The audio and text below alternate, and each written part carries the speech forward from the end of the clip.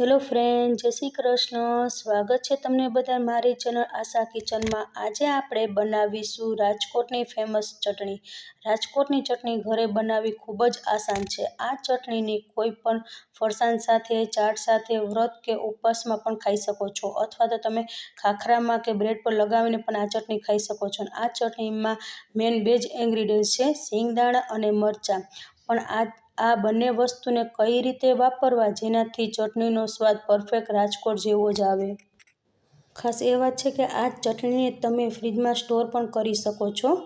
આ ચટણી એકદમ સ્વાદિષ્ટ એવી બની તૈયાર થાય છે. તો ચાલો જોઈ લઈએ દેશ વિદેશમાં પ્રખ્યાત એવી રાજકોટની ચટણી કેવી રીતે બનાવવી. તેને માટે મેં છે તે સિંગદાણા લીધા છે. આ વાટકો છે, પોણા વાટકા જેટલા છે તે મેં સિંગદાણા લીધા છે. સિંગદાણા આપણે સરસ રીતે સાફ કરીને પછી જ લેવાના છે. એમાં કોઈ ખરાબ દાણો હોય તો તમારે તેમાંથી કાઢી લેવાનો છે, જો આવી રીતે ખરાબ હોય તો. અને પછી જ આપણે આ ચટણીનો ઉપયોગમાં લેવાનો છે. હવે આ મિક્સર જાર મેં લીધું છે, તેમાં આપણે જે સિંગદાણા છે તે આપણે એડ કરી દઈશું. હવે છે તેને ઢાંકણ ઢાંકીને તેને આપણે પાવડર બનાવી લઈશું. સાવ પાવડર નથી બનાવવાનો, દરદર્યું એવું બનાવવાનું છે. હું તમને બતાવી દઉં. જો આવી રીતે દરદર્યું એવું આપણે પીસવાનું છે. તો સરસ એવું પીસાઈ ગયું છે. હવે તેને આપણે એક બાઉલમાં છે તે લઈ લેશું. આ પાવડર જે બનાવ્યું છે તે આપણે છે એક બાઉલમાં લઈ લેવાનો છે. અને આ ચટણી બનાવવી ખૂબ જ આસાન છે. જે લોકો તીખું ખાતા હોય તેને તો આ ચટણી બહુ જ ભાવશે. હવે છે ને તેને આપણે સાઈડ પર રાખી દઈએ. હવે છે તે મેં મરચાં લઈ લીધા છે, મોરા અને તીખા લીધા. તમે કોઈ પણ જાતના મરચાં લઈ શકો છો, જેવી તમારે ચટણી ખાવી તેવી. અને ખાસ માપ એ રાખવાનું છે કે તમે જો અડધો વાટકો સિંગદાણા લીધા હોય તો એક્ઝેક્ટ ડબલ એના મરચાં લેવાના છે.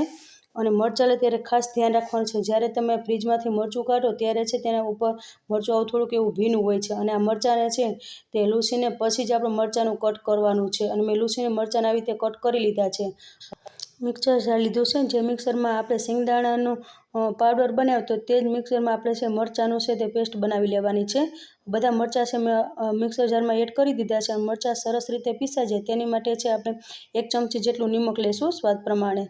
તેનાથી આપણે મરચાં સરસ એવા પીસાઈ જાય છે. હવે ઢાંકણ બંધ કરીને તેને મરચાંને આપણે સરસ એવા પીસી લેશું. હવે જો ઢાંકણ ખોલી લેશું અને જો તમને બતાવી દઉં, જો સરસ એવા આપણા મરચાં છે તે પીસાઈ ગયા છે. હવે છે તેમાં જે આપણે સિંગદાણાનો ભૂકો બનાવ્યો છે તે આપણે મરચાં સાથે એડ કરી દઈશું.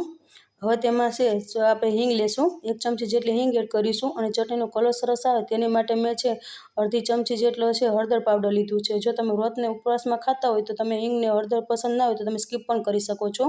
મેં મોટા લીંબુના 3 રસ લીધો છે, રસ કાઢી લીધો તે એડ કરી દઈશું, લીંબુનો રસ. અને જો આપણે છે ઘરે ચટણી બનાવી છે એટલે આપણે હેલ્ધી બનાવી છે, એટલે મેં છે લીંબુનો રસનો ઉપયોગ કર્યો છે. અને રાજકોટની જે ચટણી આવે છે તેમાં આપણે લીંબુના ફૂલનો ઉપયોગ કરે છે. તો લીંબુના ફૂલ છે તે આપણા શરીર માટે હેલ્ધી નથી, અને એની જગ્યાએ તમે લીંબુનો રસ વાપરશો તો હેલ્ધી છે. માટે આપણે હેલ્ધી આપણે આ ચટણી બનાવવાના છે, એટલે લીંબુનો રસ ઉપયોગ કર્યો છે. હવે ઢાંકણ બંધ કરી દેશું અને તેને સરસ એવી આપણે પીસી લેશું. જો ચટણી સરસ એવી પીસાઈ ગઈ છે, તેનો કલર પણ એકદમ સરસ એવો આવ્યો છે. અને તમે તેનું ટેક્સચર પણ જોઈ શકો છો. જો આવું થીક એવું ટેક્સચર આવવું જોઈએ. હવે તેને આપણે આ ચટણીને છે તે એક બાઉલમાં આપણે લઈ લેશું. આ ચટણી છે તે ઘણા લોકો છે તે ઢીલી કરીને પણ ખાતા હોય છે. ઢીલી કરવામાં છે તમે દહીં અથવા તો પાણીનો પણ ઉપયોગ કરી શકો છો, લિક્વિડ ફોર્મમાં પણ કરી શકો છો, પછી તમે પણ ખાઈ શકો છો. આ ચટણી છે એકદમ સ્વાદિષ્ટ એવી બનીને તૈયાર થાય છે. આ ચટણી છે ખાટી અને તીખી એવી હોય છે. અને આ ચટણી છે તમે ખાખરા સાથે, બ્રેડ સાથે, રોટલી સાથે ખાઈ શકો છો, રોટલા સાથે ખાઈ શકો છો. અને ભાખરી સાથે તો બહુ જ ખાવાની આ ચટણી બહુ જ મજા આવે છે. અને શાકની પણ જરૂર પડતી નથી.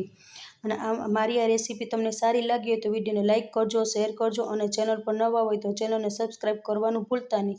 આ રેસીપીમાં બસ આટલું. ફરી મળીશું એક નવી રેસીપી સાથે. ત્યાં સુધી જય શ્રી કૃષ્ણ બધાને, એન્ડ થેન્ક્સ ફોર વોચિંગ.